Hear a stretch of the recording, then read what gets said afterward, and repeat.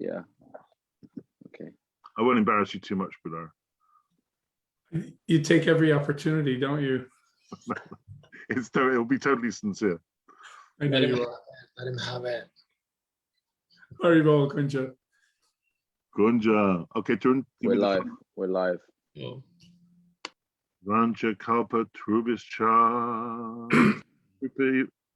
Rancha Kalpa Trubischa. Kripis Induvicha. Patitanam Pavenabio. Vaishnavabio Namamaha. Om again to the Mandasya Ganjana Salaka. Chakshun Militam Yana Tashme Shiguru Namaha. Trinada Pisunichina Taroda Pisa Haishnuna. Hamanina Manadina Kitinisadahari. Tatenu Kampam Susamik Shamano Bunjana Vitma Kritam Vipakam Hitvak Papabi Vididam Namaste Jivata Yomukti Sadaya Bak Vachavigam Krodomanasak Vegam Diva Vegam Udara Pasto Vegam Etan Vegam Yo Vishaheta Vegam Savam Apiman Pritim Sasishat Anya Blasta Sunyam Gyan Kamriana Vitam Anukalanya Krishna Shiranam Bhakti Uttama Jai Shri Krishna Chaitanya Prabhu Nityananda Shri Advaita Gadata Shivasdi Gaura Bhakta Vrinda Hare Krishna Krishna Krishna Hare Hare Hare Ram Ram Ram Hare Hare. Good afternoon and good morning. Good afternoon, good evening to my beloved devotees. Beautiful, beautiful flowers on a garland of Srila Gurudev. Today is Wednesday. It's our fortnightly holistic Bhakti event, which is always really exciting. I always really look forward to this. And I pay my humble obeisances to all of my Gurudev, Srila Bhaktivedanta Narayana Goswami Maharaj Parampara, and all the devotees who kindly come in and listen so beautifully to this katha, and all devotees who are going to be listening to it on Facebook and also on a recorded basis. Forgive me for stumbling on my mantras. I think at 25, as soon as the temperature goes over 25 degrees, something happens to my brain, which is true. I don't function well over 25 degrees. Tonight, the subject matter is conflict. And I just had a few rambling thoughts about it before I introduced Tarun, who will introduce our speaker, although I will say something about our speaker tonight. I don't normally, because he's very special to me. The first observation about conflict is that we are in the Kali Yuga. So actually conflict is very natural in this age. It's very normal. It is actually the age of quarrel. You could say the age of conflict. And the thing about conflict is that it is very subjective. We all have very different natures when it comes to conflict. Some people actually really thrive on conflict, and some people really will run as far as possible to get away from conflict. So we should always remember that conflict is not some kind of objective subject, but is something that we all have a very subjective attitude towards. And actually, conflict is not something that's inherently good or bad. It's actually how we respond to that conflict determines whether it's good or bad, and determines whether it's good or bad for our bhakti. And I think the most important thing about conflict is, in our bhakti, can we develop ourselves as personalities, both in our bhakti ontologically, emotionally, psychically? Can we develop ourselves such that we're not programmed how we respond to conflict, but we actually have choice? I think the thing about conflict is often it sets us on an automatic response. But if we can develop our personalities enough, we can actually have a greater array of tools and choices as to how we deal with conflict. Sometimes we can do nothing, sometimes we do something. So as opposed to it being a programmed thing, it can be something that we can analyze and decide how to respond to. So I'll introduce Tarun in a second. I'm just going to go slightly unorthodox, just say something about the speaker from a personal point of view. I met Budara in 1995, and I can safely say that I don't think there's anyone else on this planet, I actually mean this, I don't know anyone else on this planet who could have actually have nurtured me to become Krishna conscious other than this gentleman. Aside from his incredibly patient answering of, I can't imagine how many questions I asked him over an extended period of time, he was able to make Krishna consciousness totally exciting for me from so many angles of vision. And he first took me to India on January the 3rd, 1996. And we had 11 days. Well, I had 11 days of the most extraordinary experiences. I think he had 11 days of just tolerating me. I'm deeply grateful to him because I can't imagine being a devotee if it wasn't for Budara Prabhu. So I am actually, we often say, words and they don't mean anything like, oh, I'm eternally indebted to someone. Well, I actually am, because I can't imagine anyone else bringing me to Krishna consciousness like he did. So Tarun, please, over to you now. I shall now mute myself and let the proceedings begin. Have a beautiful evening, everybody, and good luck to Budara Prabhu.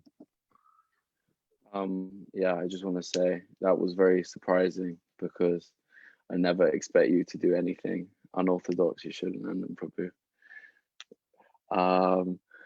Anyway, sorry for any Americans on the program. That was sarcasm, by the way. Okay. I think Janardhan Prabhu got it. Don't worry. Anyway, before I introduce Budara Prabhu, I don't want to take very long to introduce Budara Prabhu. I want to remind all of you that after Budara Prabhu speaks, we're going to have a Q&A with all the panel members, all the senior devotees present. So if you want to submit your questions, get them in now. The earlier you get them in, the more likely it is that we can choose your questions. So I really encourage you. I'm just putting the link again in the chat, and I'll keep posting it as the talk goes on. So yeah, just if you have a question specifically about Srimad Budara Prabhu's talk, or just a general question about conflict, any general question about conflict, you can submit it. Everything will be completely anonymous unless you specify your name, which you completely don't have to. And yeah, please continue with your amazing questions, because the questions are really what makes this happen and what has led to some really fascinating discussions in previous sessions. So yeah, very quickly to introduce Budara Prabhu, because I'm conscientious that time is flowing. As we discussed time last week, how it runs away. Budara Prabhu is a disciple of Srila Bhaktivedanta Swami Prabhupada.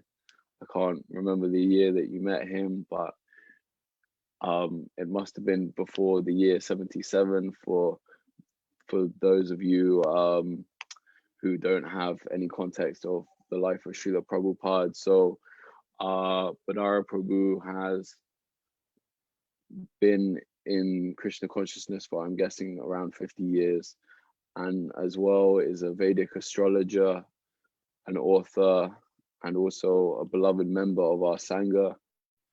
And he was the first, amongst many other accomplishments, probably a lesser accomplishment, was the first devotee to speak on holistic bhakti. Gave the first one, which was a really beautiful one to start. Really, I think inspired many. And inspired me some of those things that you said there about the importance of our generation really taking the mantle and really going out and not just sitting at home, going and doing our thing. That really inspired me. So I've meditated on that many times since. Specifically how you put it, I can't quite reflect it back, but I just remember I internalized what you said and felt very grateful to hear that. So yeah, without further ado, I'm going to hand over to you to present your presentation. So thank you very much. Thank you, Prabhu. Thank you, Yasodanandan, too. I'll say my pranams, and then we'll begin. I'm time conscious also, so I've got a little presentation to share with everybody. That'll take maybe about 30 minutes, and then we'll go into discussion. Agyanatimirandasya Gyananjana Salakaya Chakshurunmilitam Jena Tasmai Shri Gurave Namaha. Nama Om Vishnu Padaya Krishna Prestaya Bhutale Srimate Bhakti Vedanta Swaminiti Namine. Namaste Saraswati Deve Gauravani Prachadine Nirvisesha Sunyavadi Paskatya Deshatadine. Nama Om Vishnu Padaya Radhikaya Prayatmane Shri Shima Bhakti Vedanta Narayaniti Namine. Gurudeva Gaurachandaya Radhikaya Tadalaye Krishnaya Krishna Bhaktaya Tadbhaktaya Namo Namaha. Shri Krishna Chaitanya Prabhu Nityananda Shri Advaita Gadadhar Shivasari Gaura Bhaktivindam. Hare Krishna Krishna Krishna Hare Hare, Hare Rama Rama Rama Hare Hare. Hare Krishna Krishna Krishna Hare Hare, Hare Rama Rama Rama Hare Hare. Hare Krishna Krishna Krishna Hare Hare, Hare Rama Rama Rama Hare Hare. Thank you for having me. Just a small clarification. When Tarun Prabhu said that I've been in Krishna consciousness for 50 years or more, that's sort of correct. I've been showing up to try to be in Krishna consciousness for about 50 years, but I'm not quite there yet, so I'm still working on that. I'm going to share my screen with all of you, and if one of you can tell me if you're seeing what I'm seeing on my screen. I want to be able to, Yep. Yeah. Can you see all that? Yep, just conflict. Good, okay. So it's interesting that today we pick an astrological day that's ideally suited to conflict. If you have a war to start, today's a good day to do it. Or you have a litigation to file, astrologically speaking, today's a good day to do it. So it's kind of, we're dancing in harmony with nature here on this call. One of the things that's worth saying right at the top is that we're going to be looking at, 1 second, we're going to be hopefully our computer works. We're going to be, what I've got to present to you today, I want to create the platform for discussion. What we're going to talk about is not an exhaustive exploration of the subject. It's very high level. We're going to skip through some big ideas, and then I think that'll give the context for us to be able to open the floor. And when we talk about conflict, there's two different approaches to conflict, or let's say two different views of conflict. One is material and one is spiritual. But when we're talking about conflict, really, we're not really talking about anything spiritual. There are things that appear to create some tension in the spiritual world, but they don't classify as conflict, because the spiritual world is a place of perfect harmony and symbiosis amongst Krishna and all of his divine consorts and devotees. When we talk about conflict, inevitably we have to talk about the three gunas. And without that, we don't have any understanding of really what we're talking about. And the three gunas are you could call it the primary colors that combine together to make up the diversity of experience that we see in the world around us. And the three gunas are primarily the subject of Vedic astrology.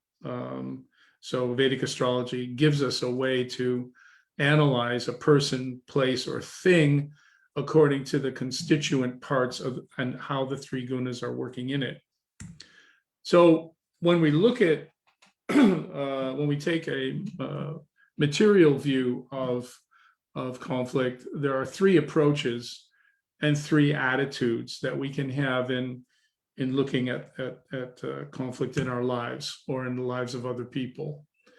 So the first one I'm going to really kind of simplify is call it win-win.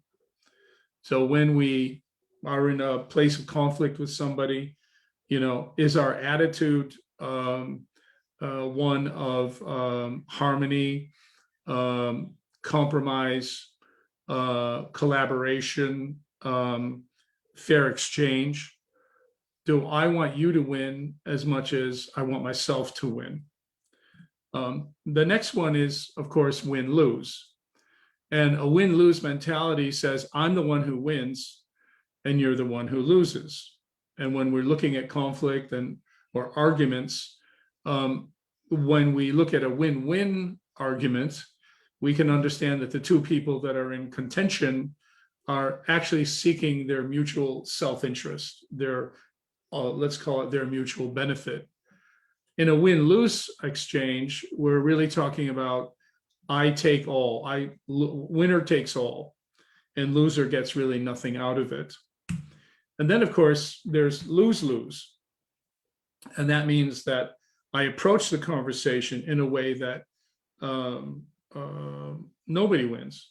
So whenever you've had, of course, I'm speaking to a very spiritualized audience, and perhaps many of you don't have these kinds of experiences, but for those of you who do, the best example of this is when you become very angry with someone and you lose your temper, and in losing your temper, you make them feel bad and you also feel bad. So you both lose out. Nobody really walks away winning. So a win-win solution is achieved by placing ourselves in a sattvic state of mind. And a sattvic state of mind basically means one of harmony, compatibility, sustainability, gentility, peace. Sattva is nurturing. Sattva is caring. And sattva is, really you could say sattva is all about keeping life vital. When I have a win-lose approach, I'm taking a rajasic approach.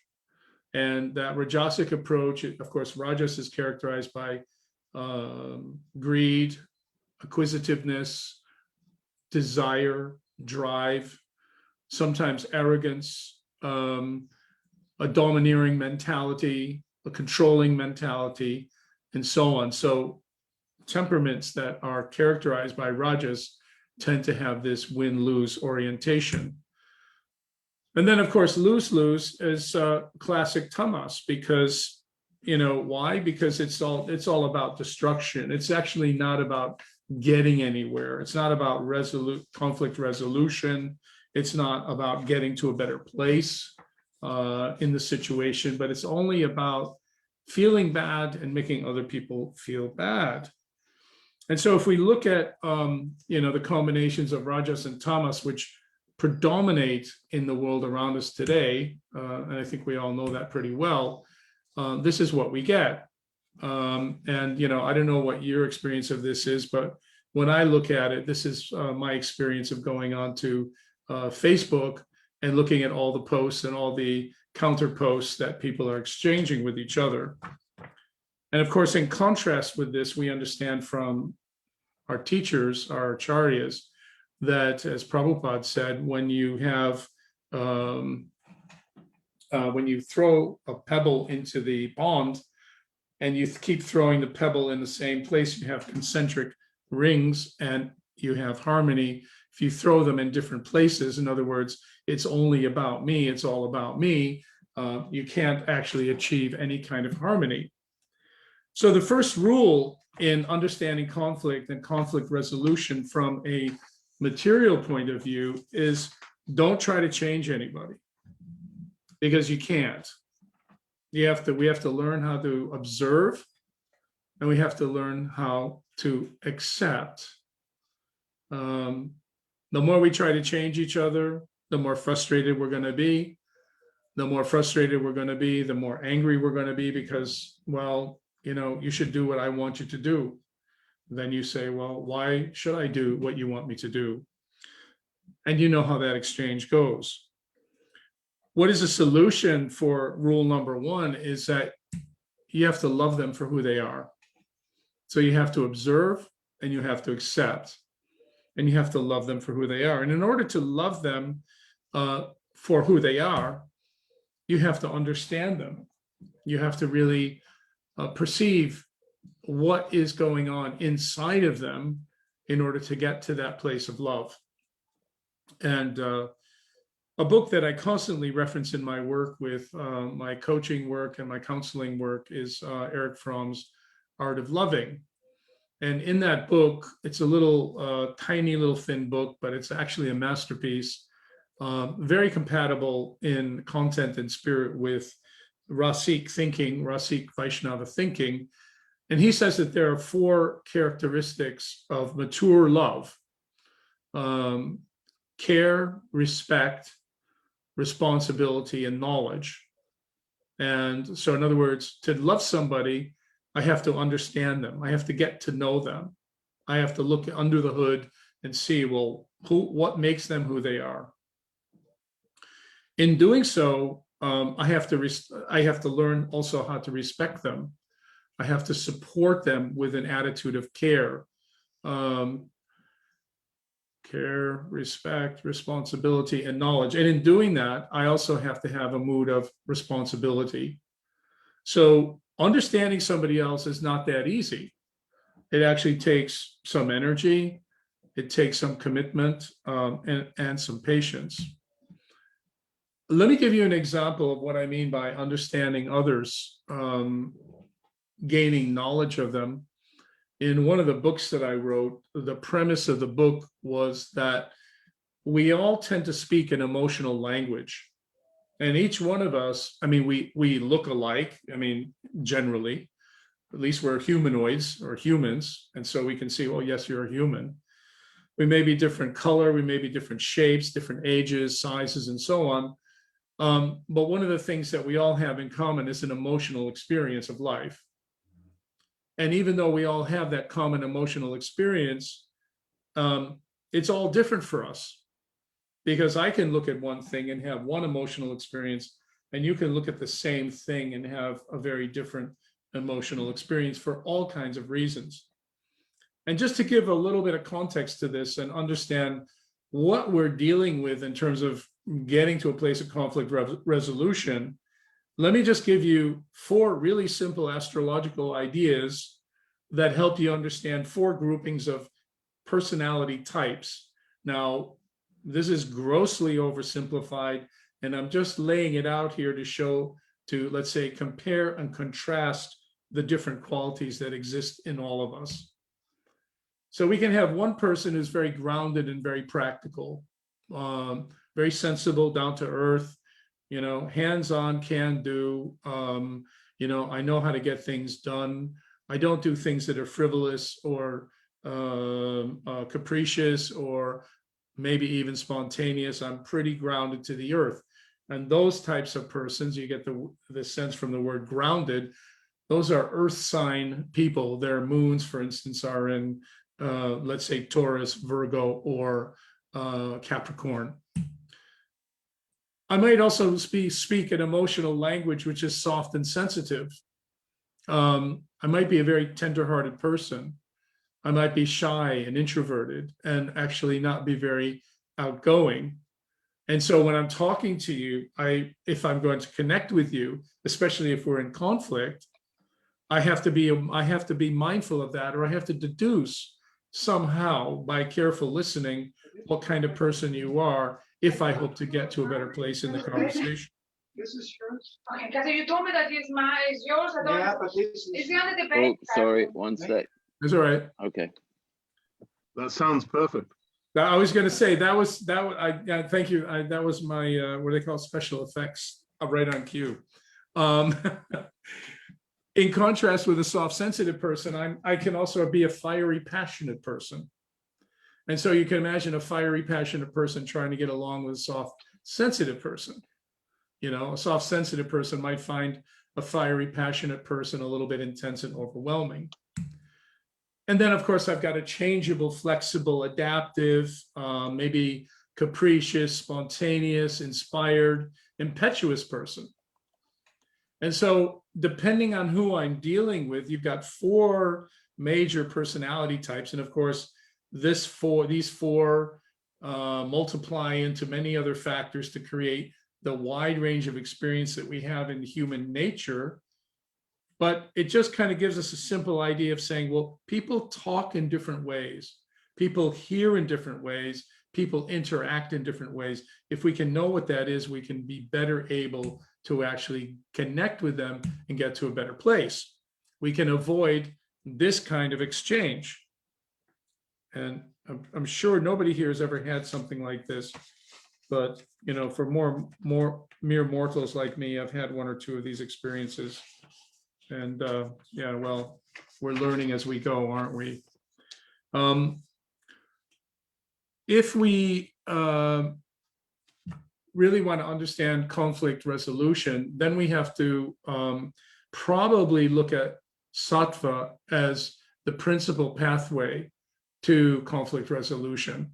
And we understand from Prabhupada's books and all of our acharyas' books that sattva, while not transcendental in itself, is highly conducive for the cultivation of transcendental awareness.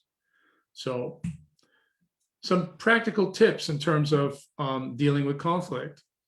If you find yourself in conflict, talk softly and be gentle.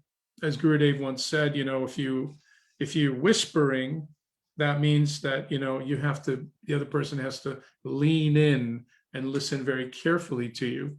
If you're yelling, it indicates, well, you're far away from each other. And that's the second tip. You know, do you really want to get over the conflict? Then listen carefully. And while everybody knows this, actually practicing it requires a lot of patience and a lot of diligence. You have to be conscious and mindful and listen carefully. And when you do, then, in order to make sure that you've listened carefully, what I'm recommending that you do is mirror back to the person you've heard and confirm with them that you've understood clearly what they're saying to you. So in this part of the conversation, it's not you talking, it's really you listening.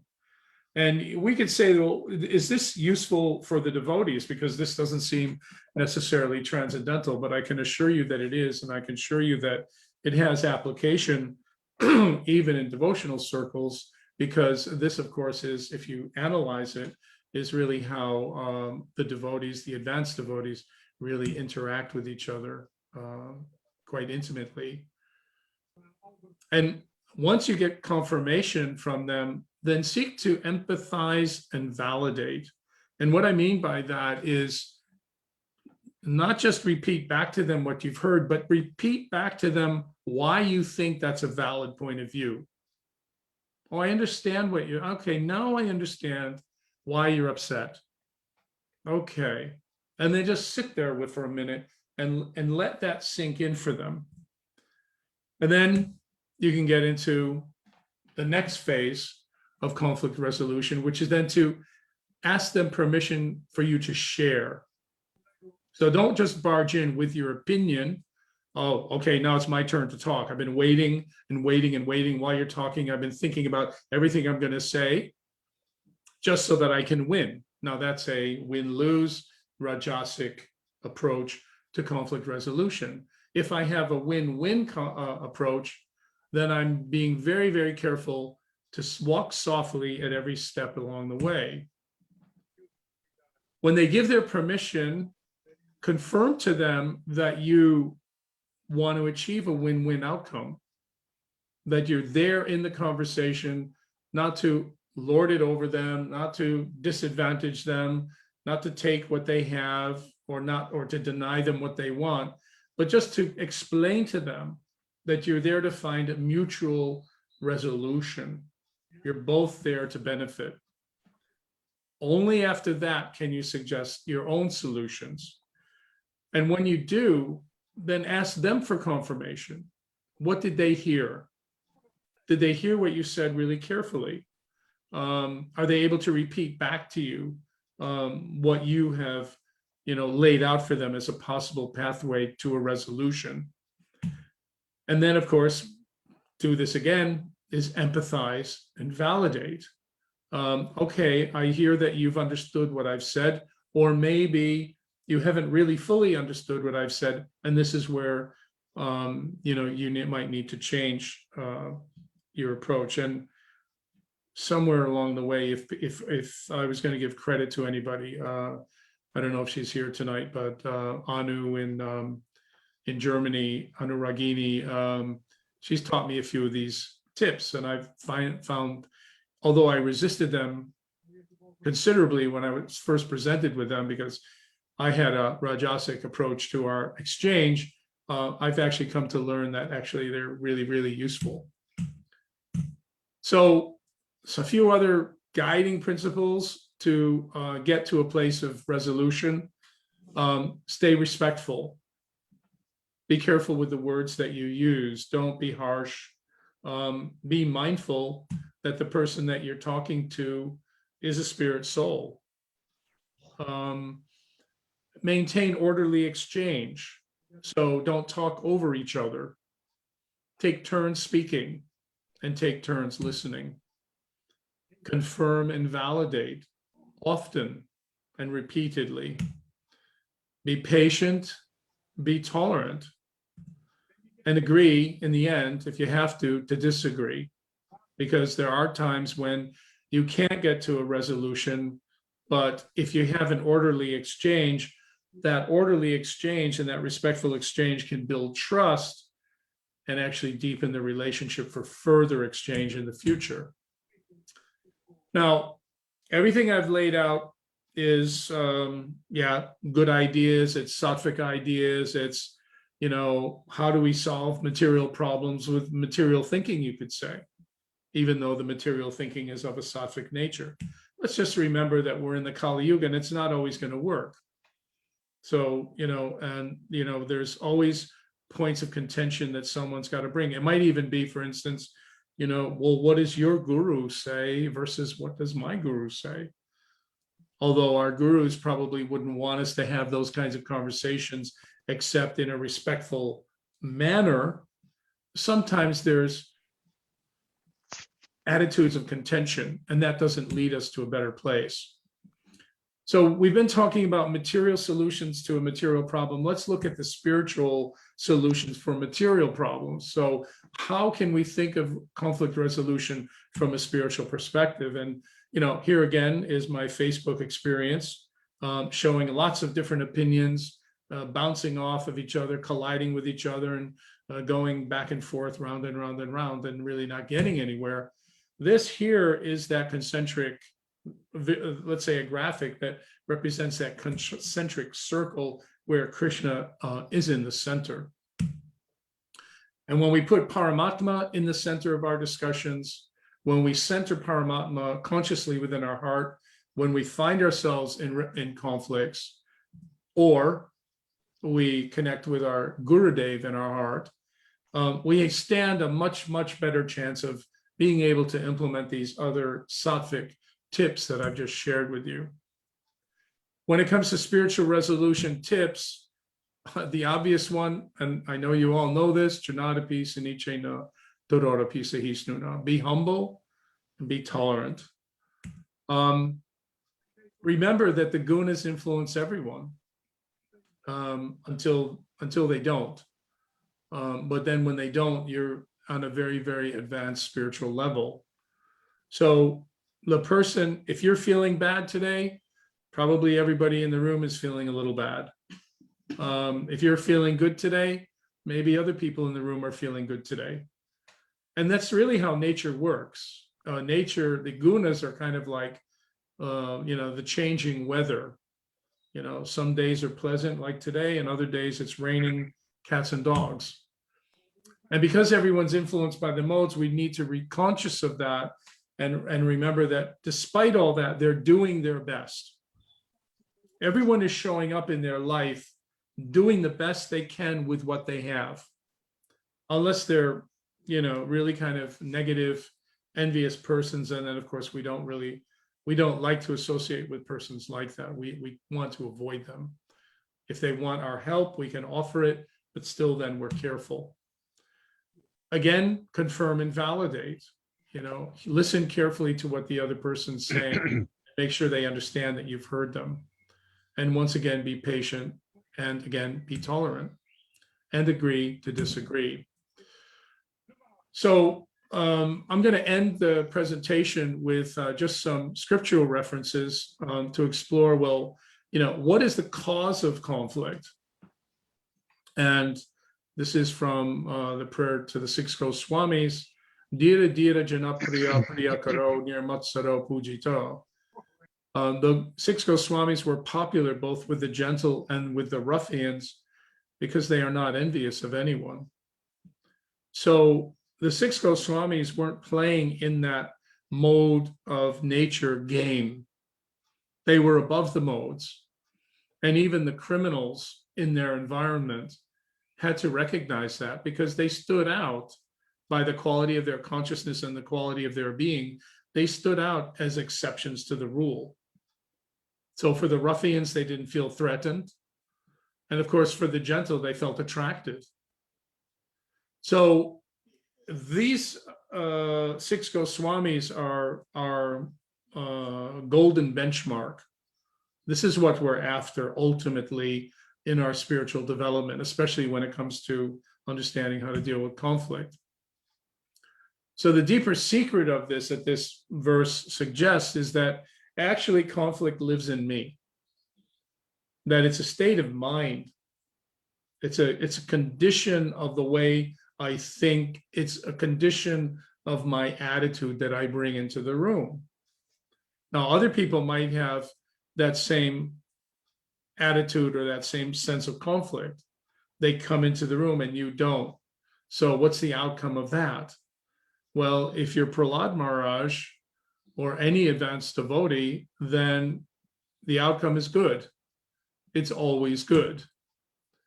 So Vishwanath Chakravarti Thakur comments on Prahlad's exposition in the 7th canto of the Bhagavatam. Give up your demonic nature and make your mind think yourself and others to be equal. So that in that one sentence is really quite revealing. So in other words, we have to actually train our mind, know we're at least equal. If I can't be more humble, then at least we're equal. I have to practice that. How can I make my mind be equal to enemies? Well, because there are no enemies except for the mind, which is uncontrolled. When you control the mind and see everyone equal to yourself, you will not see any enemies. That is being equal everywhere. So once again, conflict is a state of mind. It's what we bring to the table. And if we bring to the table peace and harmony, and we're interested in achieving that through patience and tolerance, and perhaps persistence, then we can gradually get to a better place. And I like this quote from the Srimad Bhagavatam, the 11th canto. It's so deep. I just really want to very carefully read this to you because I really think it tells the whole story. Although the duality of the material world does not ultimately exist. So in other words, we're experiencing that duality in our conflict. I agree, you disagree. I want one thing, you want another thing. We have conflict of values. We have conflict of interests. We have conflict of relationships. We have conflicts of money. And it's because we have different perspectives. And these different perspectives are the products of dual thinking. So although the duality of the material world does not ultimately exist, the conditioned soul experiences it as real under the influence of his own conditioned intelligence. This imaginary experience of a world separate from Krishna can be compared to the acts of dreaming and desiring. When the conditioned soul dreams at night of something desirable or horrible, or when he daydreams of what he would like to have or avoid, he creates a reality that has no existence beyond his own imagination. How powerful a statement is that? We're creating our reality with our mind. And hence, that's what Srila Sridhar Maharaj is always telling us, that the environment is always favorable. Where it's not favorable, it's a result of the way that we're looking at it. It's a result of the quality of our thinking that makes it so. The tendency of the mind is to accept and reject various activities based on sense gratification. Therefore, an intelligent person should control the mind, restricting it from the illusion of seeing things separate from Krishna. And when the mind is thus controlled, he will experience actual fearlessness. So what this verse tells me anyway is that the center of those concentric circles that we looked at earlier, when we put Krishna in the center, when we put Guru in the center, when we put our seva in the center, when we put our Guru's and our Acharya's mission in the center, then there's no cause for fearlessness. There's no cause for becoming affected by the dualities of the material world. There's then no cause for conflict, because from that position, we can achieve a resolution practically with anybody. It will take effort, it will take time, but it is very, very doable. So my closing comment here is that conflict lives in the mind. And that's really what I want to leave you with. There are all kinds of reasons for conflict that, what we'll call subsidiary reasons: lust, anger, greed, illusion, envy, attachment, fear. Fear is a big reason for conflict. Am I going to be hurt?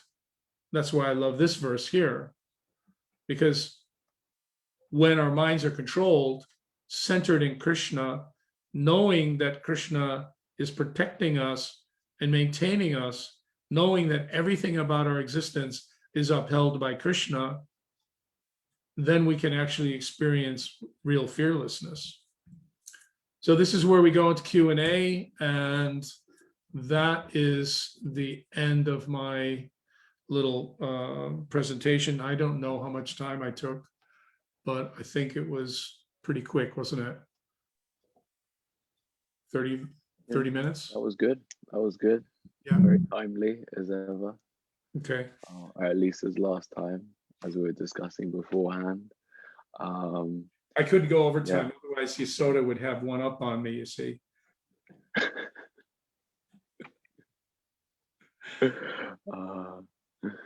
Yeah. Well, we wouldn't want that. Maybe he'll get one up on you in the Q&A. So yeah. I'm sure he will. But I guess what we can do is invite everybody to kind of chip in. What I wanted to do is like lay out the context of the subject, and then into that we could talk about anything. We could talk about people's individual conflicts perhaps, or sticky situations that people find themselves in and how to deal with it. We have a good friend who for years had a really irascible neighbor who was just a personification of annoyance. Yeah. And she would call, wouldn't she? She would call us regularly and ask us, well, how do I deal with this? how do I deal with this neighbor who's like almost lives to just annoy me? So everybody out there must have something like this. So, and I would be interested to hear what the panel has to say, and you know, hear other contributions to the subject. For sure, for sure. No, we do have some questions. I think we definitely have one specific question that I'm really looking forward to asking, which is more general, but is actually, I think, sort of along the lines of what you're saying, and I think will elicit a lot of interesting responses. But I think you make a valid point that that people have personal conflicts, because most of the questions are quite general. If people have personal conflicts, obviously being aware of, like, if you get into too many specifics, that it might start referencing someone that people are familiar with, and it might be inappropriate for this scenario and setting. But if you, using your best judgment, feel like you can ask the question in a vague way, or it's referring to people who aren't, you know, here, or, you know, if it's appropriate, then you can ask, you can submit, you can specify to me that you'd like to ask your question out loud. So yeah, I'm really looking forward to asking the questions. But before we go to the questions, I want to say thank you very much for your presentation. I wanted to just reflect on one specific thing that you said that I found really interesting towards the start, was how you not compared, but okay, for lack of a better word, sorry, I'm quite tired, compared the three gunas, or align the three gunas with three approaches to a conflict: win-win, win-lose, and lose-lose. And I think that allows us, if we think about this observation of those comparisons, when we are approaching a conflict, we can ask ourselves, are we thinking win-win, win-lose, lose-lose? And then we know what state of mind we are in: mode of goodness, mode of passion, or mode of ignorance. And if it's not, and then when we see that we want win-lose or we want lose-lose, then we know actually we're not approaching this conflict in the right state of mind. I think so. I mean, actually, what you can know by that, it's actually a very astute point. Depending on your approach, if you check in and you say, well, I'm approaching this from a win-lose place or a lose-lose place, then like begets like. So your approach is going to invite a similar reaction back to you. And we mirror each other. That's just the way life works. You know, one thing that I sometimes teach people I work with, as I say, whoever is in your space, they're in your space as just because they're actors on the stage of your life. They're playing a role. And that role that they're playing is meant to help you get to a better place within yourself. Even though that might be a difficult experience, there's something about it that you can gain from it. So that self-reflective approach to any conflict helps us avoid falling into the pit of bringing the wrong attitude into that exchange.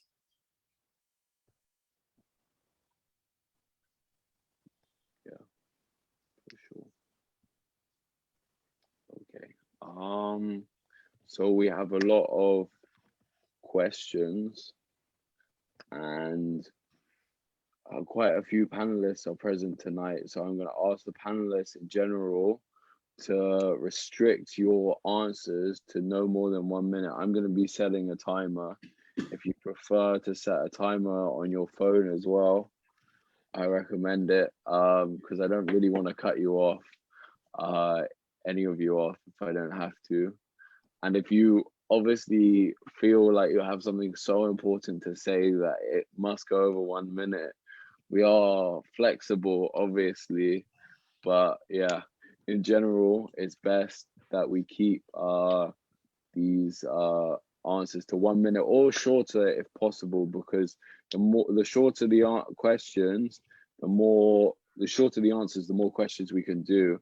And we've got, I mean, one question is, I think from Yashoda about how England are going to do in the Euros. So I don't think we're going to ask that question.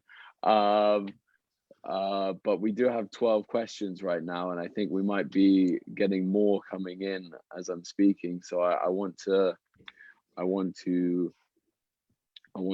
go quickly through the questions so that we can get as many questions as possible. Okay, so yes, okay, I'm going to start with this one. Dandavat pranams.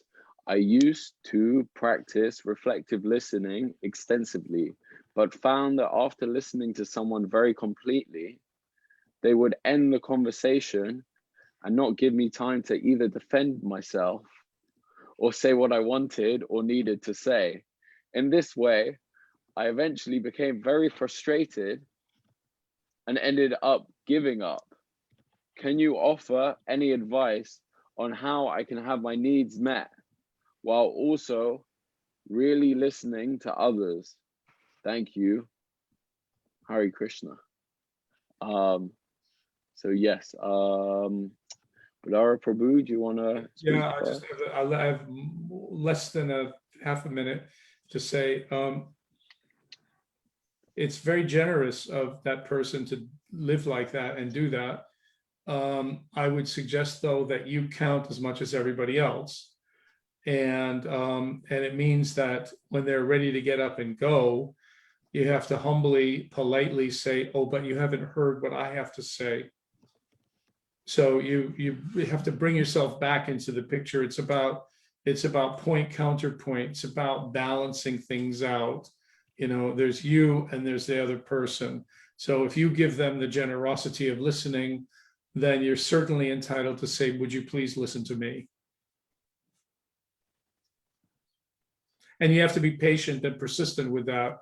Don't bail out on yourself like that.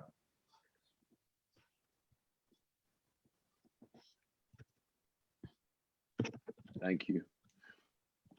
Okay, Yashodananda Prabhu, you want to go next? Yes, I would set the terms of engagement clearly up front and say to the other person, I would like to listen to what you have to say first and ensure that I've understood you first, and then I'd like you to listen to me and reciprocate fully. So I would say set the terms of engagement before you start the entire conversation. Nice, thank you. Madhura and Sarveshri, do either of you or both of you want to add anything? Haribol, Dandavat pranams to all. Thank you, Vidara Prabhu. That was a really edifying presentation. I'm learning so much from these discussions. To be honest, I don't profess to know too much about the technique of reflective listening. So all I would say is maybe don't go, I mean, it's sort of saying the opposite of what Yashodananda Prabhu is saying, but don't go into the discussion with any expectations also, like be sort of detached from the end result of it. That's all I can really offer. Have you anything to say? No, it's the same, and it's a little bit of assertiveness.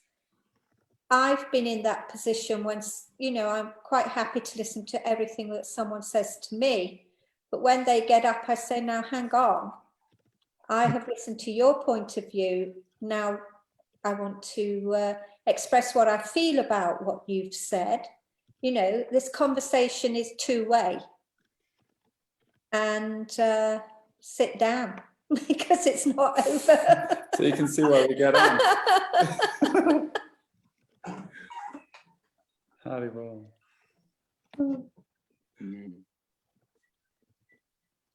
Haribol. Okay, I know there's some more panelists, but I'm going to move on to the next question.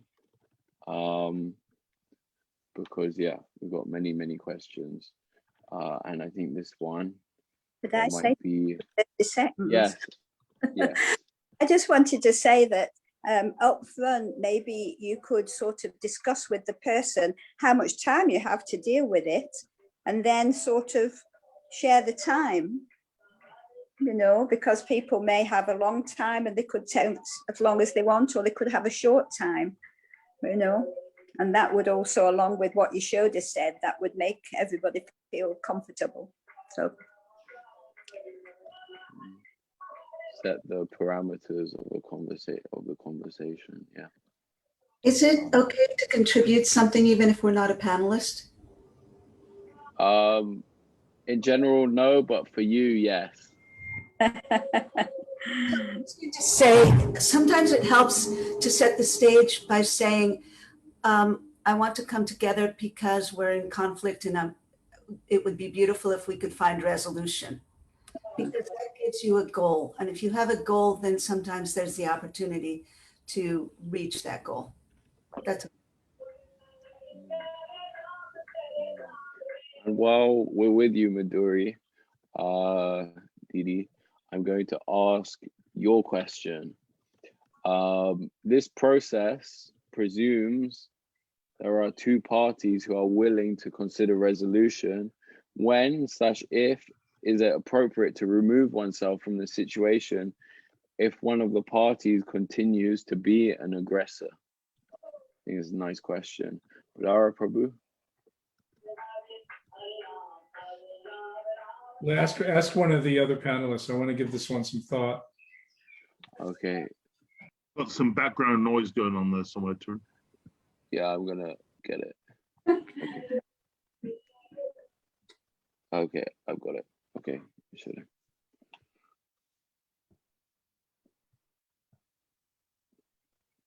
do you want to answer your shoulder? What was the question? Okay. When/if is it appropriate to remove, or sorry, when/is it appropriate, or is it ever appropriate to remove oneself from the situation if one of the parties involved in the conflict continues to be an aggressor?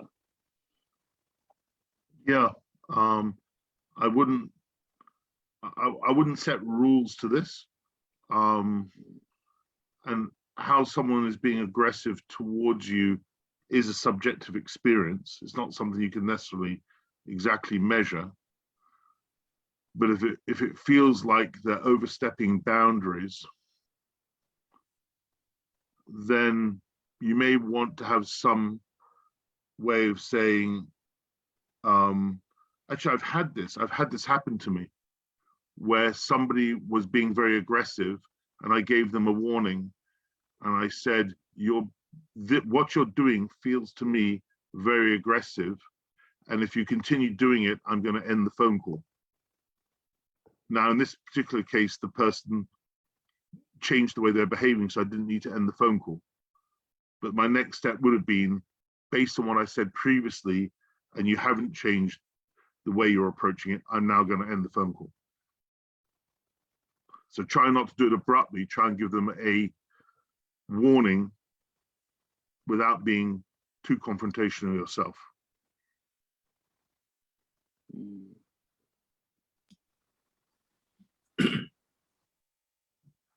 Vidara Prabhu, do you want to? Yeah, just a couple quick points. I like what Yasoda Nandan Prabhu said. You know, and it kind of reflects back what I said earlier, that you're in the picture too. You count as much as the other person, and you have to honor that, and speak up for yourself. Draw a page out of Sarveshwari's book and tell them to sit down and and be quiet. But if that fails, and it's always good in any case to operate from the place of the higher mind. So, you know, we're always challenged to go to our highest self. So that goes without saying. If we could do that, then we're going to be in a good position. But what Madhavrat said is also really, really useful here, because some amount of detachment in exchanges, particularly like this, are very important, and they can be very powerful in terms of giving the conversation or giving the relationship a course correction. If I'm actually genuinely detached and I'm not really needing a particular outcome, then that's a very powerful thing to present. Tarun, can I just say one very short thing, which is just, some people know this already, but detachment does not mean indifference. Let's call it non-attachment. Yeah. I know you know that, but sometimes I think in devotee language. Yeah, that's a good point. Yeah. That's a very good point. Because I can really care about something, Mhm. and I can really want a certain result. But detachment means that if it doesn't go my way, I'm okay. I accept that as the Lord's dealings. Yeah. Detachment doesn't mean disinterested aloofness. You know, you can still have an emotional part in the game, so to speak. But if it doesn't go your way, then that's the Lord's will.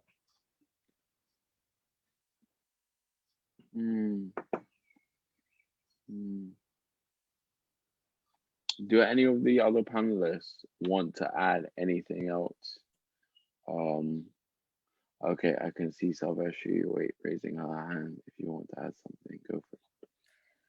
What I was just thinking about, I don't know if this is answering this particular question, but going back to the previous, where we were talking about conflict and setting rules of engagement, that's not always possible. I know from my working environment was very passionate, very creative. And I've literally had people this far from my face screaming at me to get their point across, you know, in high passion. And that's when I would step back and listen, but then say, no, okay, now you've had your say. Can I explain my point of view? So we're not always in that position. Sometimes this conflict comes from out the blue. And we need to perhaps have a practice of how we react to that. And mine is always to go very quiet and listen and let them almost scream it out. But we're not always in a position where we can sit down and place these rules of engagement of, we're now going to have a serious discussion and you speak and I'll speak. And then, you know, because conflict can come like that, out the blue, unexpected, and be there in your face. And how do you deal with it then? And sometimes in that position, it is okay to say, okay, I've heard you, I'm going to walk away because I need to think about what you've said and we'll get together later. Or you can say, okay, now calm down, sit down. But, you know, conflict comes from all over the place. And when it's unexpected, that really demonstrates how you react to it. And I would say in terms of the question, like the when to walk away, I think a good measure is what Budara Prabhu was saying about the sattvic and the rajasic and the tamasic conversation, communication. So when we feel it's straying too far outside of the sattvic, then because rajasic and tamasic, really then you've kind of lost control of the whole dialogue, haven't you? It's kind of gone into something that is in a very powerful mode that, you know, they want to win and you're going to lose, or you're going to win and they're going to lose, or you're both going to lose. So it's, I think, to keep an eye on that, you know, are we still having a sattvic discussion? Then keep checking back with the situation on where we're at with the modes of nature, like that, you know. So I think that would be a pretty good time to walk away when it descends into, you know, nothing's going anywhere. Can I add something to that, what Madhu just said? One of the things too about conflict is that sometimes you have to ride it out. You know, you have to ride that pony and and bring it to a place where it's getting calm. And, you know, and sometimes depending on the approach, you know, conflict can be a good thing if it creates a new awareness or a new understanding or whatever. I'm sure we've all experienced that, you know, from some challenge or conflict, you know, that we've drawn closer to a better understanding of the other person and maybe what even we're doing in the relationship to kind of annoy them. So I just say, yeah, be detached, but, you know, also don't run away and, you know, kind of stand up for yourself as Sarveshwari is suggesting. Thank you. Thank you for all of these answers. Okay, I think I'm going to move on to the next question. Oh, Madhuri, you want to say something? I just want to say one thing about being a devotee is we tend to take it all upon ourselves because we say, this is my karma, this is my life, this is what I have to work through. I have a responsibility for it. And if we're engaging with someone who is maybe of a different mood in the devotee community, or someone who is more heavily engaged in a material life, you get a lot of imbalance when you try to address these things. And what can come up is sometimes there's a gender imbalance, and there's often a, how much responsibility am I going to take? And is this other person willing to even make any movement towards a central position? So that's just one of the alchemical things that comes up, just an observation.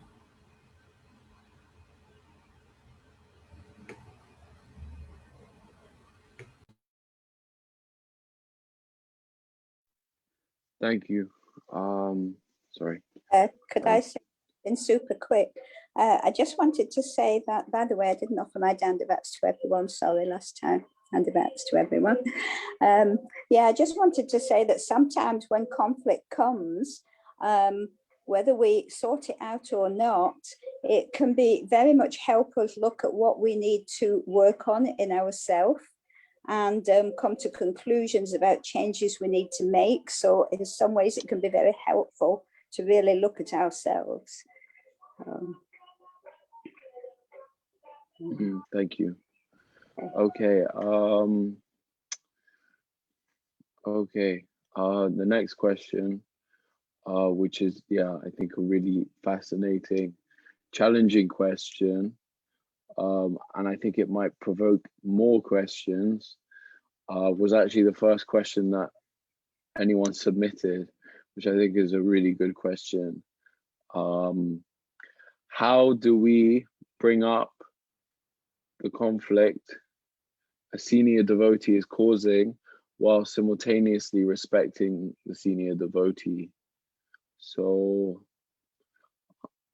Great question. Great question. Yeah, great question. I'd like to try that. I'll ask somebody else actually. Maybe Raghava Pandit is here. Who? Raghava Pandit, is he in the room? Yeah, he is. I want to ask him too.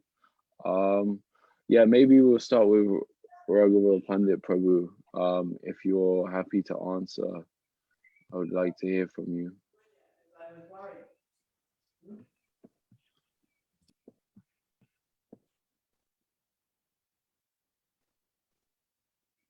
Okay, can't hear anything from him, so maybe he'll get back in a moment.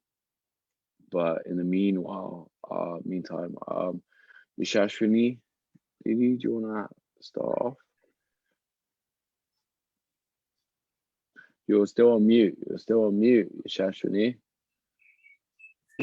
Yeah, no, I was flipping through to see where Raghava Pandit was and I lost track of the question. Sorry. Do you want me to repeat? Yes, please. Oh, actually, I remember it. Yeah, Okay. Go, you have 1 minute.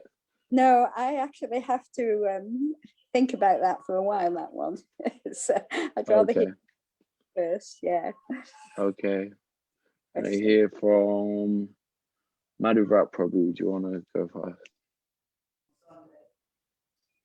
Haribol. Well, it's a bit of a difficult question.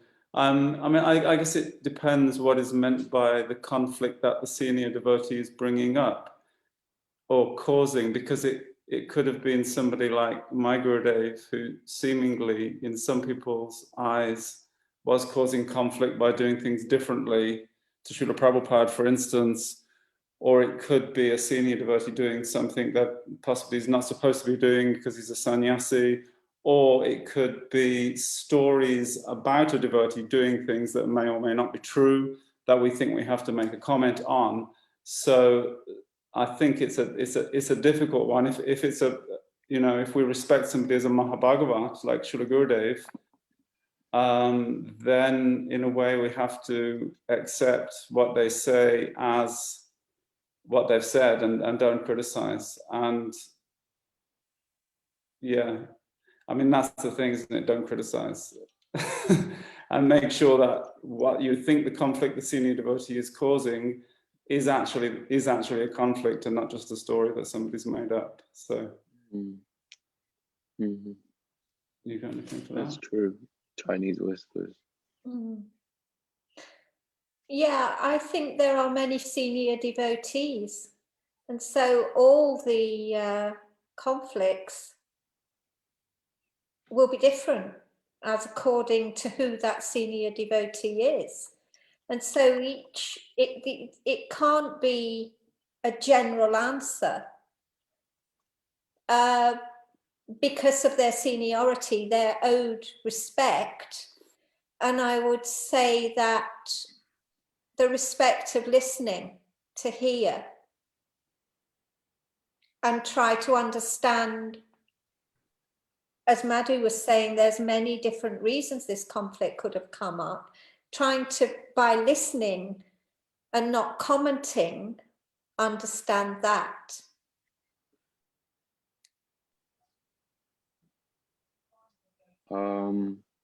Okay, I'm gonna ask Charu Chandrika Didi to add something.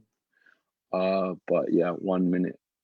The timer will go off. That's not people ringing me, by the way. I'm not that popular. Sorry. Hi, well, Dandavat pranams to everyone. Pradar Prabhu gave an excellent presentation and just wanted to say thank you for that. And I'm not qualified to really answer this question, and I don't know if this is a relevant point at all, but I know when I was in the temple living, then if you had something with a senior Vaishnav, then the etiquette was to approach another senior Vaishnav to speak to them. I mean, no one has to necessarily follow that. I guess you could directly approach, but that was one way of doing it, I guess.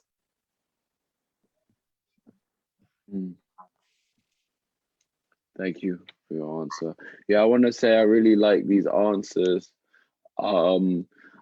Because I also want to say different answers are coming, because obviously senior devotee means many different things, you know. And I also want to reiterate, we don't know who's asking the question, but I don't think that matters, because we're trying to answer this question in a general way as well for different devotees in different situations, but also to consider that someone could be asking this question might be someone in my position or a similar position where they've only had a couple years in Krishna consciousness, or you know, in association with the devotees, or even less time. So this senior devotee could be someone who's been in the movement for 5 years, it could be 20 years. But yeah, it also could be referring to a pure devotee or a sannyasi.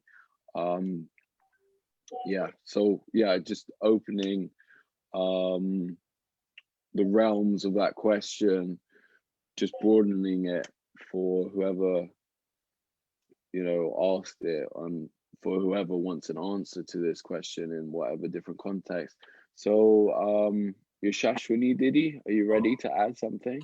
Yes, I'm looking at it from a completely different point of view, that someone may just be in charge of you in like a project or a department, if you're in a temple or something, or just in charge of that area. But there might be a conflict of personality that you find for your nature, if you're a sensitive person, that it might just be too strong for you, and it can be actually damaging to your bhakti.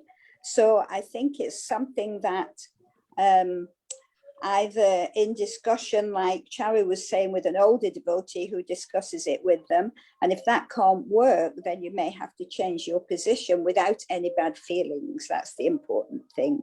But I think we also have to protect ourselves, because as conditioned living entities, we actually can become very disturbed sometimes if we're not capable yet of dealing with it.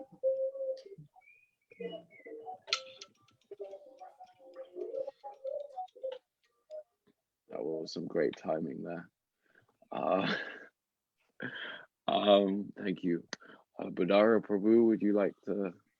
Yeah, yeah, very quickly, a quick comment on Yashashwini's. I think that's really true. I tried to touch on that in the presentation. Everyone's got their emotional language or their temperament, and sometimes it is difficult for certain personality types to connect and understand each other. And if you find yourself in that situation, then, and you don't know what to do and you can't do anything, well, yeah, then you can excuse yourself or recuse yourself from your position, perhaps. I think that the essence of it is that regardless of the complexities of social, cultural complexities of how we interact with each other, if we take all that out, there's one principle that can guide you always in this, and that is if you approach the person with consummate respect, so without judgment, just being very measured in the way that you speak. I would sum it up by saying presentation is everything. So, you can sometimes say difficult things to people, but if you're really coming from a place of care and they sense that in you, that you're motivated properly, then a lot of times that can bridge the gap and help create a listening process. Thank you. Yashoda Nandam Prabhu. One quick thing, sorry, afterwards, if I could say one quick, I remembered. If it's quick. Yeah, I just remembered, actually, I did the Sattva Tov course at one time, and there was this thing called the WIN formula, which was what happened inside feelings and needs. And it's a very easy way of speaking up and telling somebody what you're feeling, how it's affecting you, without them feeling attacked, because you don't say like, well, when you did that, but you say, when this situation happened, actually, it made me feel like this. Maybe you didn't even mean that, but that was my feelings. And so, and you sort of explain what the needs are that would help the situation. And that way they don't feel attacked. So it actually helps people to be able to deal with the situation. When people feel attacked, they automatically defend. So Yashashwini, this is not my time. I just want to clarify what Yashashwini, because she's saying, I think, a very important point. If I have a problem with Yashashwini, and I said, Yashashwini, when you made me, you humiliated me, right? I'm attacking her. But if I said, Yashashwini, when you said this in front of so-and-so, it made me feel like I was being humiliated, then I'm giving her a lot of space in the conversation. So it's just it's a verbal technique that just allows space and enables the listener to know that you're not necessarily attached to your view being right. It's just how you felt. Yeah, right. Yeah, really good.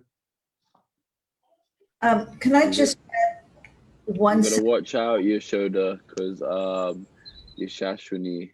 You gotta watch out, Yashashwini, rather, that Yashoda doesn't steal your time. Anyway, Yashodananda Prabhu, do you wanna speak your point now? This is a point very dear to my heart, because I see a lot of people right from the beginning of when I've been a devotee. They are very, very afraid of aparad.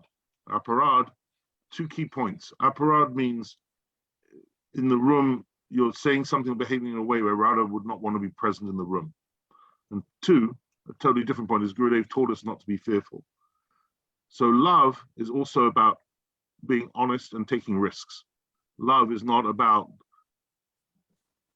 not saying what there is to be said. So if you could combine what Yashashri is saying in terms of some techniques of communication with what Budara is saying about care, and you prepare yourself properly, especially with a senior, by chanting properly in the first place, well that morning, so you're in good state of consciousness, then there should be nothing holding you back saying anything to anyone, including Mahabhagwan.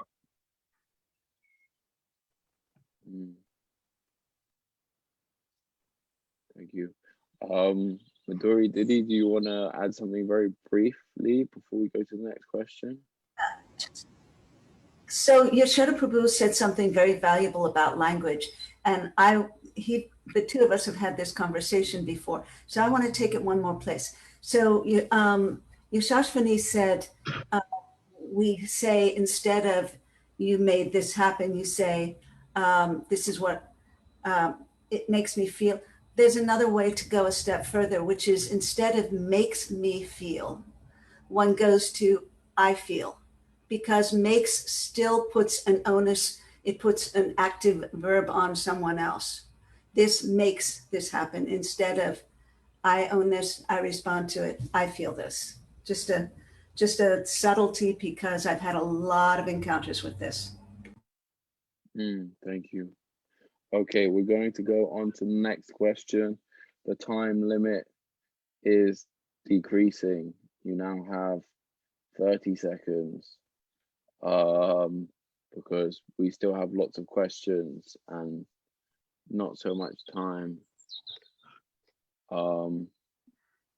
So the next question, and I have been in this situation. Well, maybe I technically am in this situation right now. How can I deal with my neighbors? They're meat eaters and smokers living in the same flat. I can't find another place now. I'm getting mad slowly. Oh, well, good, it's slowly, not quickly. So we still have some time. Yashodananda Prabhu, you went last time. You want to go first this time? I've got absolutely no idea.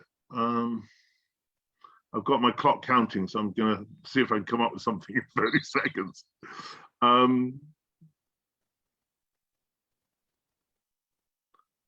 Well, if you really have no, well, certainly, firstly, I pray to Gurudev, pray to get out of that situation. That's the first thing.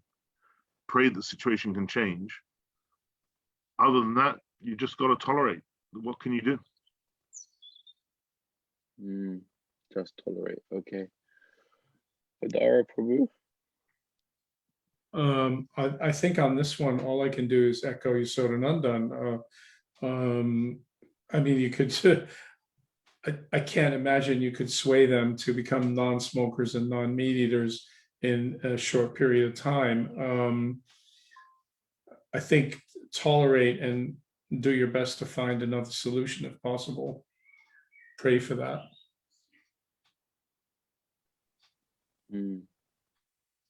Or one other thing, you might be able to just, if you could create a little space for yourself where, there's like a little bit of a sacred area where that kind of activity doesn't happen in the flat.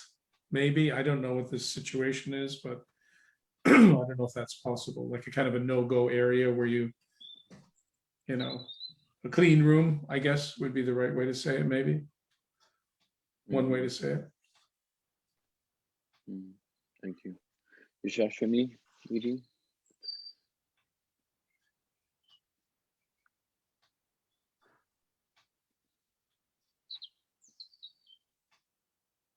Yashashvani?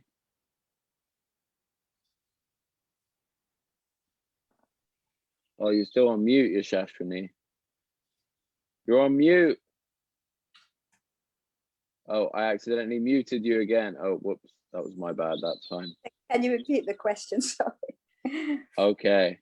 So, how to deal with housemates or flatmates who are eating meat and smoking. Yeah, and you can't find another place. Yeah, all you can do is tolerate and be a good example. If you're really happy and you're a good example, they might have some inclination to go in a better direction. Other than that, nothing to say, really. Okay.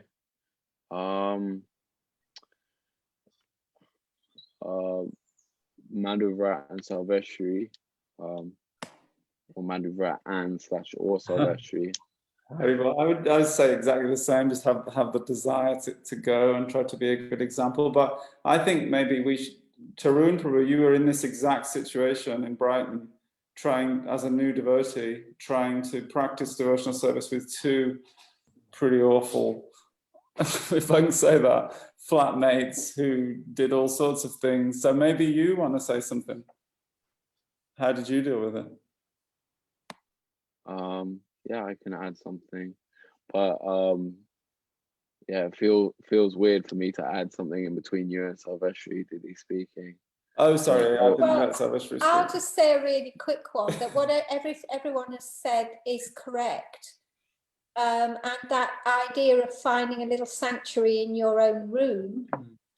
So in a way, it's distance and avoidance, because clearly a devotee wouldn't choose to put themselves in that situation.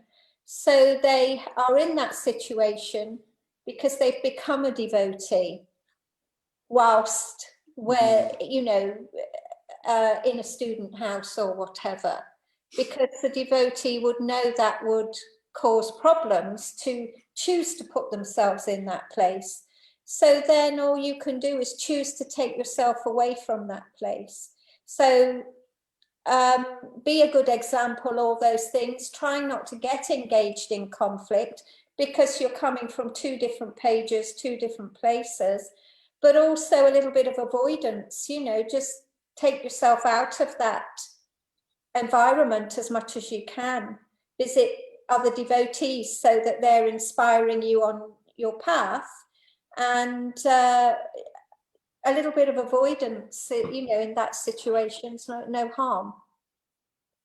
Hey, Tarun, Yeah, a really good idea is to make them excellent vegetarian prasadam. Yeah. Seduce them with prasadam. That's true. That's true. Definitely. So you asked about my personal experience. Okay, I'm also gonna try and keep it very brief, because it would be weird to. The clock for you, Tarun. Okay, good. It would be weird for all of these senior devotees to speak for 30 seconds and then me to ramble on for 5-10 minutes about all of my speculations. Number one, Srila Sridhar Maharaj says the environment is always favorable. So that statement has to be meditated upon for sure. And I'm going to ask one of you who feels inspired to answer this question with respect to that, because that statement's very deep and that needs to be understood. Number two, you can go about it in a certain way where you're very, very meticulous. I was living with my then girlfriend who also took initiation. She was a massive stickler. Every time my housemates would cook meat, she would wipe all the surfaces in the kitchen with cow dung. So that's one option, and it definitely works. But obviously you've got to clean the kitchen after they cook meat, and you've got to set boundaries.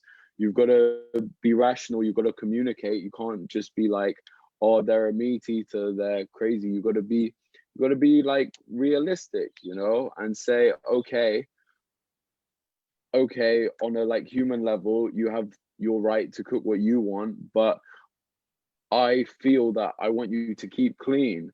You have a human right to smoke, but are you doing it indoors? And is my room smelling of cigarettes or weed? this doesn't make me feel comfortable. This affects my breathing. This affects my health. Or this smell is just unpleasant for me. But also one more thing is to not see it simply as a material situation. See how Guru is directly arranging. And this is one thing that I saw actually, that the people I lived with were in such a situation that actually I was so happy when I had that state of mind that they were living with me, because they were in that cycle. You know, other people, you could live with some nice vegetarians or some senior devotees, they're not going to get the mercy from living with you, all the sukriti that comes, you know, all of the little things. Every time they do some tiny amount of cleaning, you know, while you're doing devotional service in that house, they're getting sukriti. Every time, you know, they say your name, if you have a spiritual name, they're getting sukriti. Every time they see tilak on your forehead, they're getting sukriti. So think about how to give them the most benefit from that experience, because to even live with someone who is trying to do devotional life, that is a very auspicious thing, even if they don't realize it. So yeah, that's my reflection. I know Charu Chandrika Didi wanted to add something brief, so I can ask her. I don't know. I'm going to say the complete opposite view in one sense, but hope you don't mind. All right. Well, in my life, since I've been practicing, I've never ever lived with anyone who's eating meat or smoking. So, you know, I've never been in that situation. But personally, what I would do is I would pray like anything, but I would also be very proactive into finding another place, you know, with another devotee or on my own, by hook or by crook. I would not be in that environment. Why? Because, you know, Srila Rupa Goswami Pad said, accept what's favorable and reject what's unfavorable for devotional service. And I personally would find that very unfavorable. I know Gurudev, Srila Gurudev, he wouldn't even like to go in travel on a train where everyone's smoking and everything, you know. I mean, I just couldn't stand it myself, but that's just me. I don't know. But I think where there's a will, there's a way, that if you really want to find another place, you can, with Krishna's help. But that's just me. Sorry. No, thank you. And I appreciate that. Yes. Badara Prabhu, were you going to add some follow-up? No, I think all the panelists really did a very good job on that point. I think there was, I might want to draw your attention to an earlier comment very quickly that I think deserves some recognition. It's from, my eyesight's getting increasingly bad as I get older. I think it's Shamarani Dasi. She says that, you know, that when we recuse ourselves from a situation that we might find it difficult dealing with a senior devotee, that sometimes doing that would allow such a person perhaps to engage in abuse of power or influence. And I just wanted to kind of give a quick answer to that, which I think is that, you know, although it hasn't been said, we've kind of alluded to it, that in communication, in particular regarding conflict, we have to be a little bit courageous. We have to show up in order to get to a better place. And I don't know about you. I mean, I'm not a conflict-oriented person, although I probably have brought all kinds of conflict to other people's lives, but I don't seek it out. And I think some of us are really sensitive and like to avoid conflict at all costs. But sometimes we do have to show up and kind of be responsible. And, you know, in situations where a senior devotee is really doing something really wrong, then somehow or another, we might have to give voice to that, ask for help with it, or see if we can help them with it. Thank you. Okay. Could I say something quick, Tarun, about you mentioned the environment is friendly, back to Rakshak Sridhar Maharaj.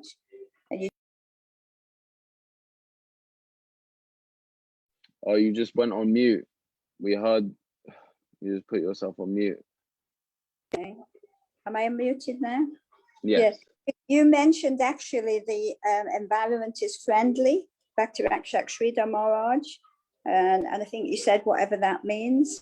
So I was just going to say that the understanding that I always understood it meant was that it's always friendly, because it's either directly friendly for our devotional service, or there's something there that we can learn from it. So in that way, it's friendly anyway. So, and also, like you said, there's a preaching opportunity also. So I just wanted to say that.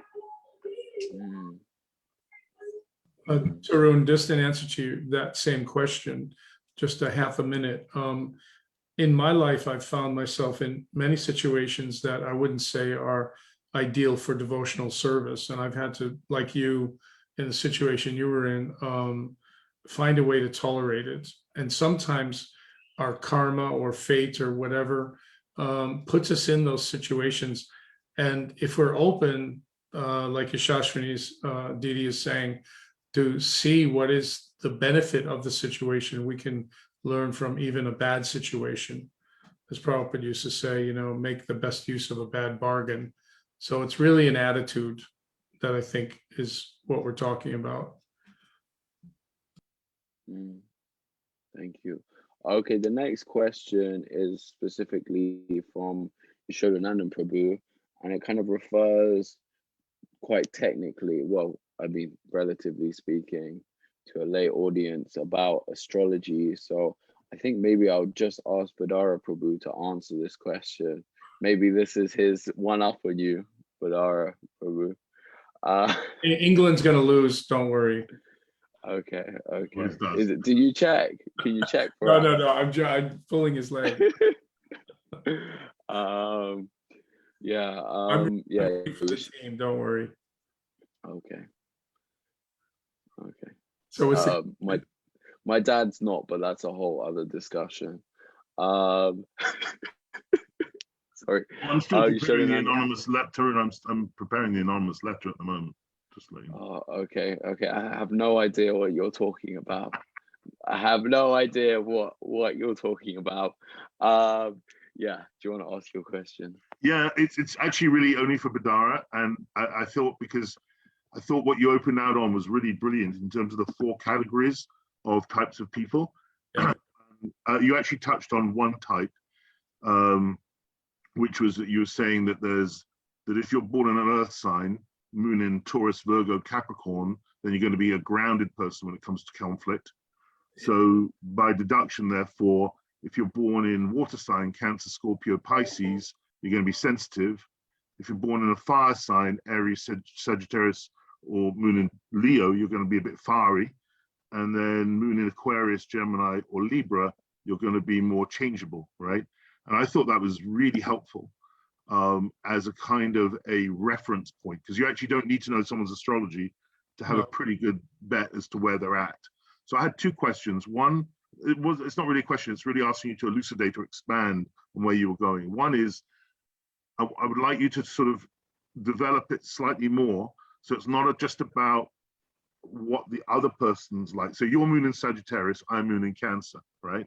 So I've got to deduce, what are you like, what am I like, and what are we like together as a chemical compound. So if you could expand on that side.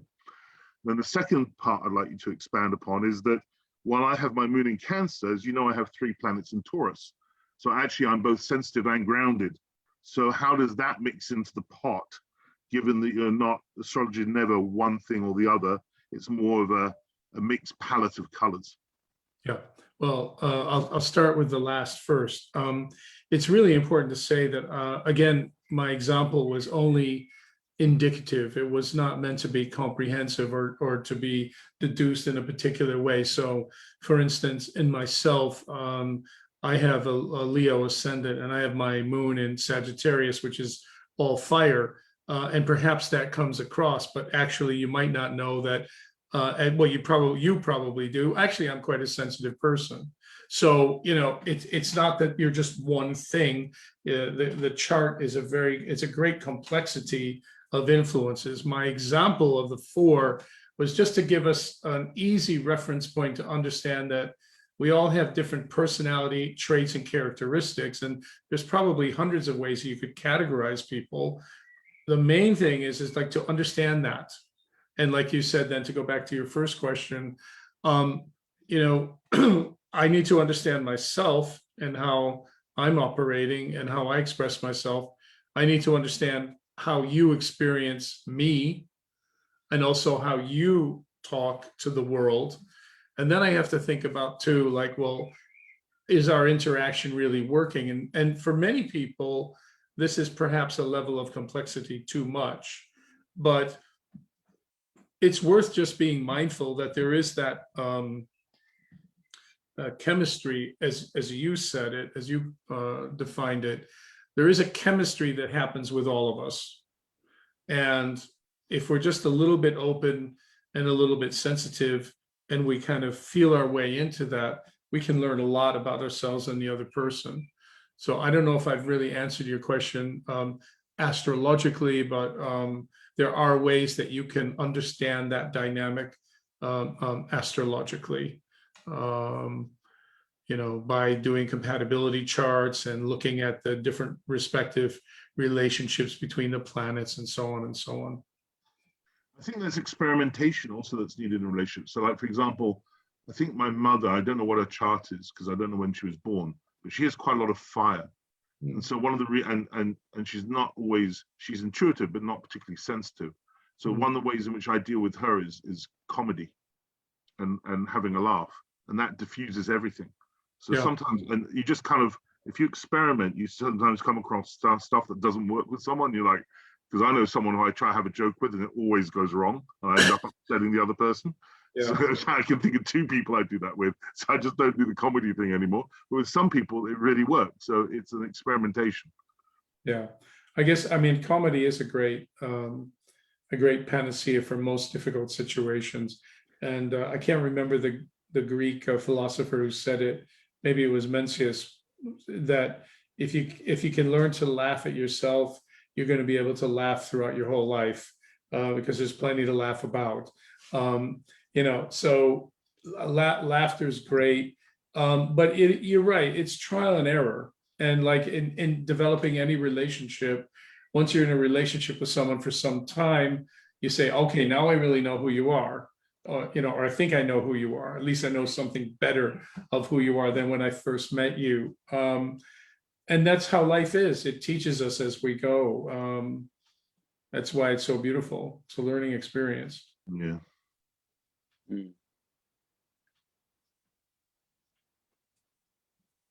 Okay, so I think we have time for maybe one last question. If we have very brief answers.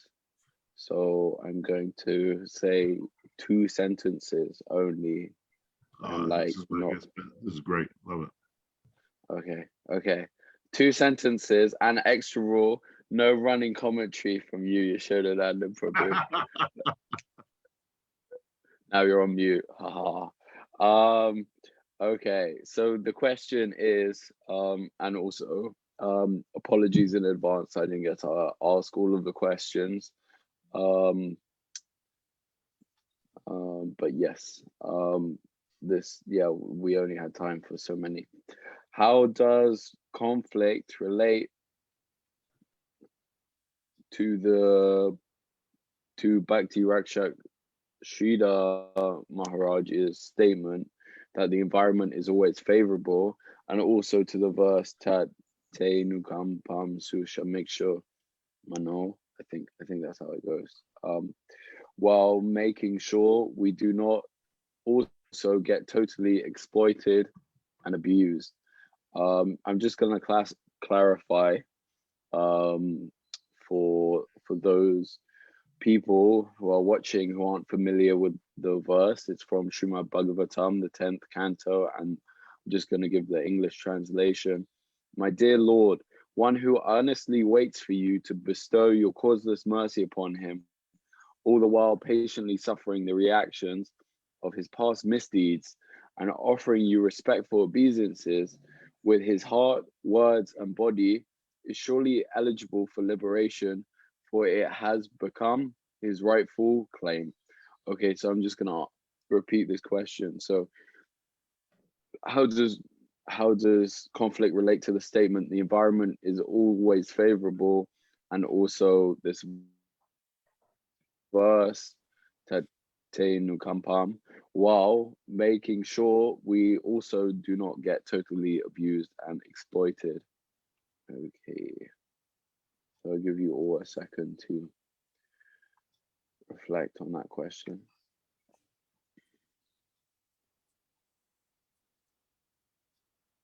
Okay, I'm going to ask Yashashini to go first.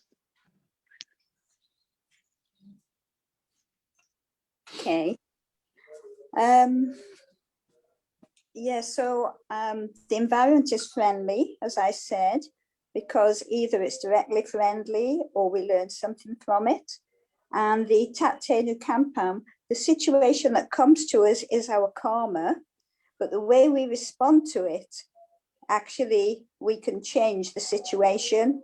And I remember Srila Prabhupada was saying about Arjuna when he was on the battlefield, and he showed him the universal form, and he showed him that all the warriors on the other side, they were already killed. They were going into the mouth of the universal form. But Prabhupada said, he didn't say, I've already done it, Arjuna, you lie down on the chariot and sleep. He said, get up and fight. This is your duty. So even though the result is there, and also we can change things according to, as we learn, we can respond differently. So in these ways, you know, we have to act. So although there is karma there, still there's a choice. Otherwise we'd be fatalists. We wouldn't be able to change anything. So I don't know if that helps, but. Yeah, it might help, but also that was more than 2 sentences. I Oh, warned you last week that if you did it again, you're going to the sin bin. So next week we're going to return to or in 2 weeks' time we're going to return. Yashashwini Didi is going to be in the sin bin. I don't fully know what that means yet, but if anyone has any suggestions. She has to make prasadam cookies for all of us. Yeah, everyone put their addresses in the chat, and she's gonna mail us all cookies to apologize. Cake for you, Tarun. Oh, okay. But cake when? I don't know what I don't. You got the birthday cake the other night. I said no more cake. Oh, the other night? I don't know what you're talking about. This other night that people keep referring to. I have no idea what you're talking about. It was only at your place. This is not ringing any bells for me. Anyway, yeah, we should get. Yeah. Mum and Dad, please ignore what these devotees are speaking about. They're not really on this call. Don't worry. They'll never ever listen to this call. So. Okay. Anyway, enough distraction from our 2-sentence answers. How does conflict relate to Srila Sridhar Maharaj's statement, and also to this? How do we incorporate these things while making sure not to get exploited and abused? Okay, Charu Chandraka Didi, if you want to answer next, but 2 sentences only 2 sentences.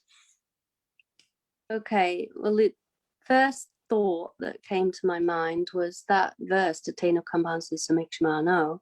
Also, you can take that to mean that the devotee feels that it's Krishna's mercy upon him, you know, that anything is happening that feels challenging, then you know, there's always, if there's conflict come up, it doesn't necessarily mean, this has been spoken before, but it doesn't necessarily mean it's something negative.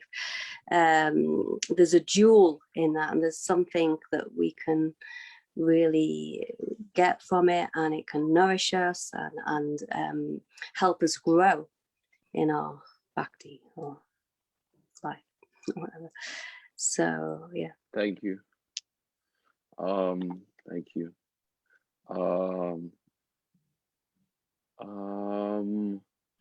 So next we will have Madhura Prabhu. I'd say in response to the second part, how not to get exploited, is that we have to practice. We may know these verses and we may know the meanings of these verses, but we have to practice to realize what these verses actually are. This is, like in Bhagavad Gita, Arjuna asks how to control the mind, and Krishna says, abhyas, practice. So these verses are like jewels, and by practicing and meditating upon them, their meanings will evolve with us spiritually. So keep on meditating and practicing those principles. That's what I would say. And the first part, I can't answer that in one sentence. That's just beyond my capacity. You want to say anything? Okay. Wait. Just Everyone's everyone's been doing quite. Everyone, no, I just want to say, everyone, if it has been 2 sentences, these are abnormally long 2 sentences from everyone. So yes, you cannot answer that in 2 sentences. I mean, probably can, but it's very difficult. Yeah. One day we'll have a 10-hour-long holistic Bhakti session, and we'll answer all questions. The simpler question with than the adequate amount of time needed to answer. I'm sensing some conflict here. You chose the most complicated question for the 2 sentences bit. You're challenging us, Tarun. Yeah, that's the whole point. It's the challenge of the process. What's the yeah. role to you on 2 sentences? Yeah, you're speaking 15 sentences between everybody. Actually, guys, he spoke for 2 minutes 55 seconds. I was timing. Yes, between our 2 sentences. So you're in the sin bin, whatever that is. We'll expect it from you. I told him that privately, but I'll embarrass him openly now. It seems that Yashodananda Prabhu has used up his 2 sentences in this time. What a shame. Power has gone to Tarun's head.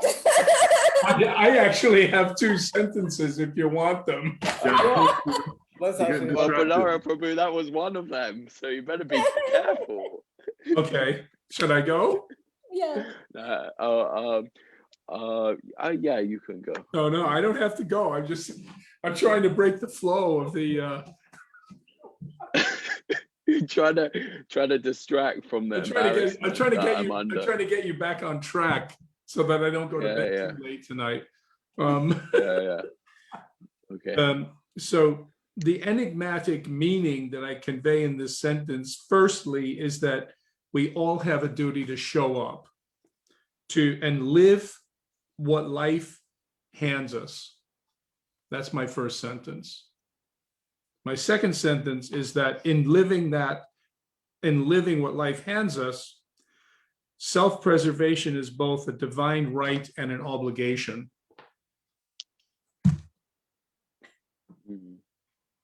I told you it was going to be enigmatic. Oh, that was quite enigmatic. Okay, I'm not going to say anything because sorry. Hold on. Let Tarun. Oh, okay. Okay, I'm going to predict. Is your question, where was that from? No, well, it wasn't. I just want to know what Pradara Prabhu meant by self-preservation. It's enigmatic, so I I'm have not sure a 1 sentence explanation. Okay, example, Srila Prabhupada was asked once, what would you do if you knew someone was coming here to hurt you? Prabhupada responded, I would climb up above the doorway and hit him in the head with a rock when he would come in. Brilliant. Thank you. Okay. Salveshri Didi, do you want to answer?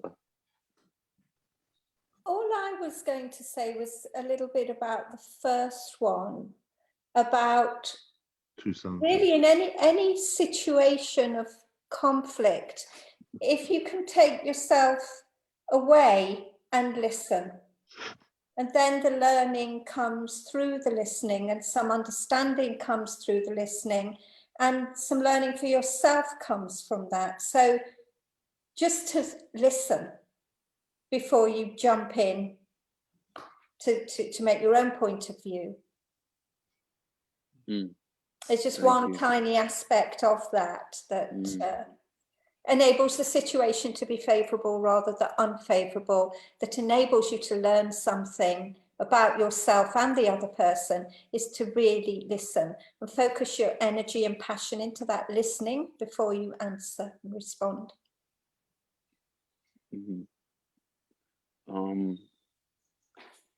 Okay, thank you. Yes, final 2 sentence reminder. Not that many people have been sticking to this. Maybe, I have to hold my hand up. It wasn't the best 2 sentence question, but quick plug, if you know anyone who you think would make a good co-host on Holistic Bhakti, so that I don't have to do everything all at once, all by myself, with Yashodananda Prabhu constantly sending me WhatsApps and heckling me in between, then please send me a suggestion. Okay, you're going on mute now, Madhubrat. Oh, you already did it to yourself. Okay, final answer. Yashodananda Prabhu, take it away. Embrace all karma as mercy, and always look to change oneself or to beg to be changed by Guru oneself rather than to change the other person.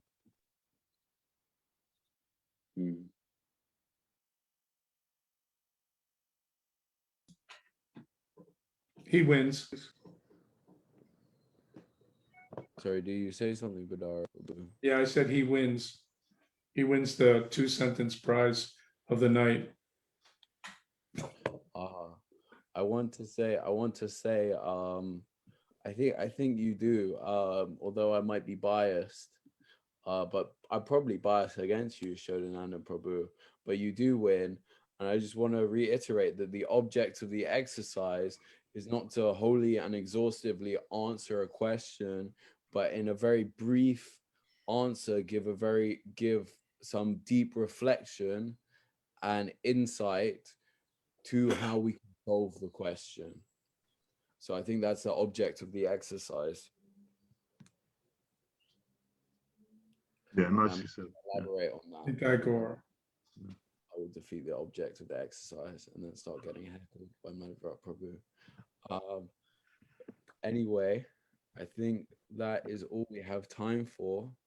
So I want to say thank you so much, Badara Prabhu, for preparing a lovely presentation, for speaking, for coming. Thank you to all of the panelists.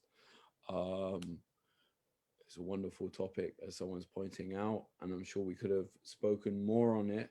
Maybe we will speak more on it. Maybe we'll cover this topic again, I think, because I think there were more questions and there were more opportunities. And also thank you to all the panelists.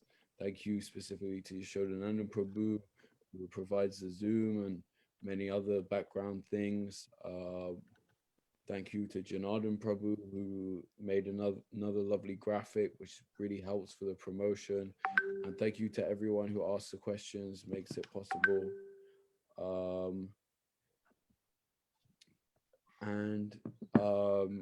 I'm going to,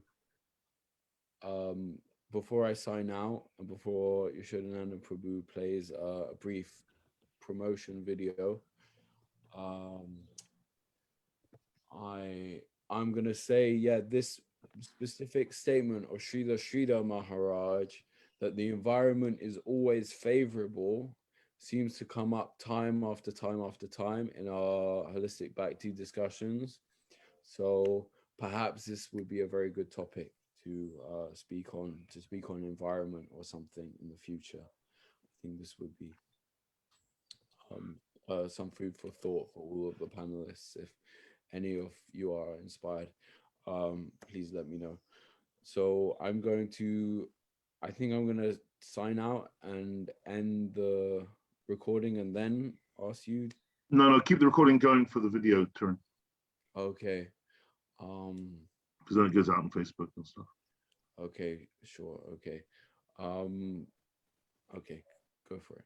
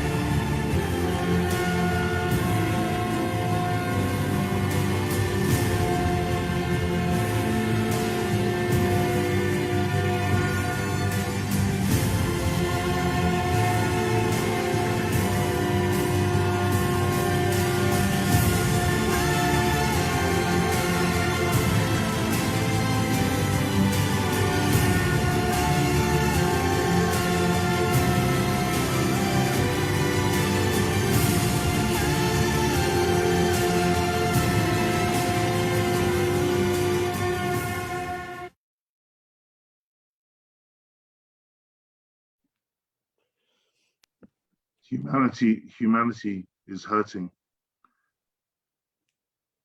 We're in lockdowns, people are dying, people are starving, people are losing their jobs, people are losing their minds. We don't know what's around the corner. We don't know what ecological disaster is going to happen, what war is going to happen, what chemical warfare is going to happen, what biological disasters around the corner. We're in perilous times. And Prabhupada told us that when humanity is in its darkest hours, it is the devotees who will save the day. And we will save it through what has been bestowed to us by Lord Chaitanya Mahaprabhu and what has been asked of us by him, and by Nityananda Prabhu, and by Parampara, and by our gurus.